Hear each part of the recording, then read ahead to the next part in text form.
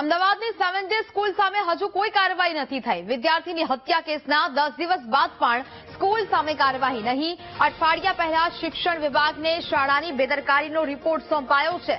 શાળા સામે શિક્ષણ વિભાગ દ્વારા હજી સુધી કોઈ કાર્યવાહી નથી થઈ। શાળાની બેદરકારીનો ડીઓના રિપોર્ટમાં પણ સ્પષ્ટ ઉલ્લેખ છે। ઇજાગ્રસ્તને હોસ્પિટલ લઈ જવામાં બેદરકારી દાખવ્યાનો રિપોર્ટમાં ઉલ્લેખ છે। એનઓસી રદ કરવા સહિતની કાર્યવાહી હજુ સુધી નથી કરાઈ। જિલ્લા શિક્ષણ અધિકારી લેવલે આ કામગીરી કરવાની હોય છે, હજુ કાર્યવાહી થઈ નથી। તેવામાં રાજ્યના શિક્ષણ વિભાગને રિપોર્ટ આપવાનો શું મતલબ જેવા સવાલ થઈ રહ્યો છે। સંવાદદાતા શુભમ ફોન લાઈન પર જોડાયા છે। શુભમ, અમદાવાદની 7 ડે સ્કૂલમાં જે બનાવ બન્યો, આજે 10 દિવસ થઈ ગયા ઘટનાને, હજી કોઈ કાર્યવાહી નહીં। શુભમ, ચોક્કસ જે ઘટના સામે આવી છે, આજથી 10 દિવસ પહેલા 7 ડે સ્કૂલમાં નયન નામના વિદ્યાર્થીની છરી મારી અને હત્યા છે તે કરવામાં આવી હતી। આ ઘટનાને 10 દિવસ જેટલો સમય થઈ ગયો છે।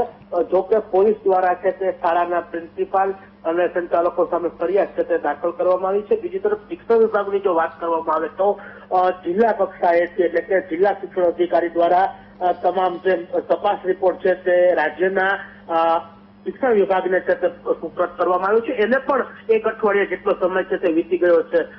જિલ્લા શિક્ષણ અધિકારી દ્વારા જે રિપોર્ટ આપવામાં આવ્યો તેમાં સ્પષ્ટ જે છે તે ઉલ્લેખ કરવામાં આવ્યો છે કે શાળાની બેદરકારીને કારણે આ વિદ્યાર્થીનું મોત થયું છે। કારણ કે ઇજાગ્રસ્ત વિદ્યાર્થી છે તે અડધો થી પોણો કલાક સુધી શાળા કેમ્પસની અંદર તરફડતો રહ્યો હતો, પરંતુ તેને હોસ્પિટલે પહોંચાડવામાં ન આવેલ શાળાની બેદરકારીને કારણે આ ઘટનામાં વિદ્યાર્થીનું મોત નીપજ્યું છે।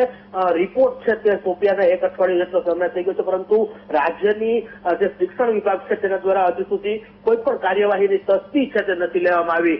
જે શાળાને નોટિસ કે પછી જે દિલ્હી ખાતેનું જે બોર્ડ છે CBIC કે જે સંલગ્ન સ્કૂલ ચાલી રહી છે, આ બોર્ડને નોટિસ આપવાની કે પછી માન્યતા માટેની એનઓસી આપેલી હોય એનઓસી રદ કરવા માટેની કોઈ પણ પ્રકારની કામગીરી છે તે નથી કરવામાં આવી। સવાલ અહીં ઉભો થાય છે કે જિલ્લા કક્ષાએ જે છે તે કામગીરી થઈ રહી છે।